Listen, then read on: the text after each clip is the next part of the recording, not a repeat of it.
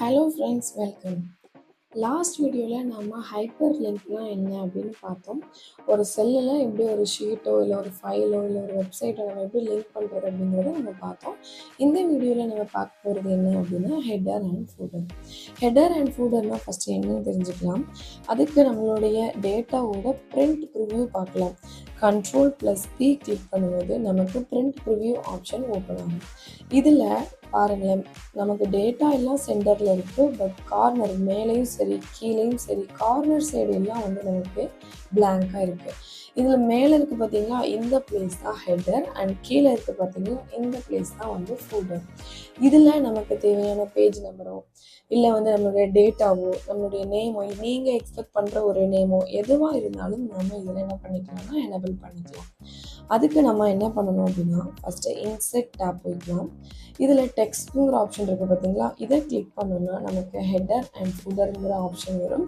இந்த டூலை just click பண்ணோம் அப்படின்னா நமக்கு ஹெடர் அண்ட் ஃபூட்டருடைய ஆப்ஷன் டேபிள் எனேபிள் ஆகிடும். இப்போ நாம் ஹெடர் அண்ட் ஃபூட்டரோட டேபிளில் நம்ம இருக்கும்போது நமக்கு டிசைன் அப்படிங்கக்கூடிய ஒரு டூல் டிஃபால்ட்டாக கிரியேட் ஆகும். இதுவே நம்ம வெளியில் வந்துட்டோம், வேறு செல்லை கிளிக் பண்ணிட்டோம் அப்படின்னா நமக்கு அந்த டிசைன் ஆப்ஷன் இருக்காது.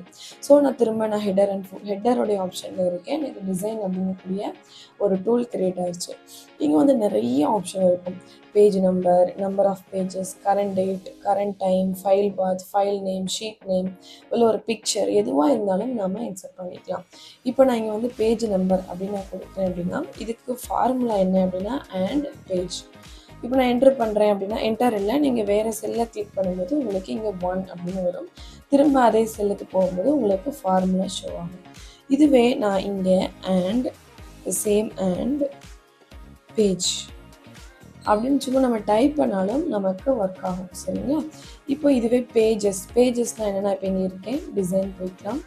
பேஜஸ் கொடுக்கும்போது எத்தனை பேஜஸ் இருக்குது, மொத்தம் நம்மளுடைய டேட்டா எத்தனை பேஜஸ் இருக்குது அப்படிங்கிறது இதில் ஷோ ஆகும். இப்போது பேஜ் ஆஃப் பேஜஸ், சரிங்களா, பேஜ் நம்பர் ஆஃப் பேஜஸ் இப்போ பார்த்தீங்க அப்படின்னா 1 of 4 அப்படின்னு உங்களுக்கு ஷோ ஆகும். அதே மாதிரி இப்போ இங்கே வந்து நான் கரண்ட் டேட், இப்போ நான் டேட் கொடுக்கும்போது அண்ட் டேட் நமக்கு இப்போ என்ன டேட் அப்படிங்கிறது இதில் ஷோ ஆகும். அதே மாதிரி கரண்ட் டைமும் நம்ம வந்து கொடுக்கனாலும் கொடுத்துக்கலாம். நீங்கள் ஒரே ஒரு ஹெடர் மட்டும் ஃபில் பண்ணால் போதும், நமக்கு இருக்கக்கூடிய எல்லா ஹெட்டருமே ஆட்டோமேட்டிக்காக அதே வேல்யூ நமக்கு என்ன செய்யும் அப்படின்னா பிரிண்ட் ஆகும்.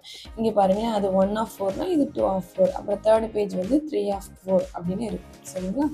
இப்போ நம்ம என்ன பண்ணுறோம் அப்படின்னா ஃபைல் நேம், நம்மளுடைய ஃபைல் நேம் என்ன, ஹெடர் அண்ட் ஃபூட்டர் டூல்ஸ். இப்போ நான் என்ன பண்ணுறேன்னா ஃபைல் நேம் இதை நான் கொடுக்கும்போது எனக்கு ஃபைல் நேம் என்ன அப்படிங்கிறது நமக்கு தெரியும். இதுவே நான் வந்து ஃபைல் பாத் கொடுக்கும்போது இங்கே பாருங்கள், ஒரு அண்ட் பாத் அண்ட் ஃபைல், அதாவது நம்மளுடைய பாத் என்ன அப்படிங்கிறது வரும், எந்த இடத்துல இருக்குது அப்படிங்கிறதும் வரும், அதே டைமில் என்ன நேம் அப்படிங்கிறதும் வரும். இப்போ நான் இந்த ஃபைல் மட்டும் நான் டெலீட் பண்ணிட்டேன் அப்படின்னா என்னுடைய பாத் மட்டும் எனக்கு ஷோ ஆகும். சேனல் ஃபைல், எக்ஸல் பிளேலிஸ்ட்டில் ட்ரைவ் ஃபைலில் நான் வச்சுருக்கேன். இதோடு நான் வந்து அதோடு சேர்த்து இப்போ நான் இதை டெலீட் பண்ணிட்டு நான் ஜஸ்ட்டு வந்து ஃபைல் நேம் அப்படின்னு நான் கொடுக்குறேன், ஃபைல் பாத் கொடுக்குறேன். ஃபைல் பாத் கொடுக்கும்போது நமக்கு என்ன ஃபைலில் இருக்குது, அது என்ன நேமில் இருக்குது அப்படிங்கிற ஃபுல் டீட்டெயிலும் நமக்கு ஷோ ஆகும். சரிங்களா? இதே மாதிரி ஷீட் நேம் என்ன, நமக்கு சேல்ஸ் டேட்டா. ஸோ நான் ஷீட் நேம் கொடுத்தேன் அப்படின்னா அண்ட் டேப் கொடுத்தோம் அப்படின்னா நம்மளுடைய ஷீட்டோடைய நேம் என்ன அப்படிங்கிறது இங்கே ஷோ ஆகும். இப்போது நம்ம என்ன பண்ண போகிறோம் அப்படின்னா இந்த சைடு நான் பேஜ் நம்பர் வச்சுக்கிறேன். Design page number of pages. சரிங்களா? ஓகே. இப்போ பாருங்களேன், என்னுடைய ஃபைல் நேம், என்னுடைய ஷீட் நேம், என்னுடைய பேஜ் நம்பர் இதில் ஷோ ஆகிருக்கு. இப்போ நம்ம Ctrl+P கொடுத்து பிரிண்ட் ப்ரிவ்யூ பார்க்கும்போது மேலே பாருங்களேன், நம்ம என்டர் பண்ணி வச்சுருக்க டேட்டா எல்லாமே ஆட்டோமேட்டிக்காக இருக்கும். நம்ம செகண்ட் பேஜ் போகும்போது 2 of 4, தேர்ட் பேஜ் போகும்போது 3 of 4, ஃபோர்த் பேஜ் போகும்போது 4 of 4 அப்படின்னு நாம் எக்ஸ்பெக்ட் பண்ணுற டீட்டெயில்ஸ் எல்லாமே நாம் ஹெட்டரில் சூஸ் பண்ணிக்கலாம். இப்போ இது மட்டும் இல்லை, வேறு ஒரு ஆப்ஷனும் இருக்குது. நான் இப்போதைக்கு எல்லாத்தையும் டெலீட் பண்ணிக்கிறேன். அதே மாதிரி டிசைன் போய்க்கலாம்.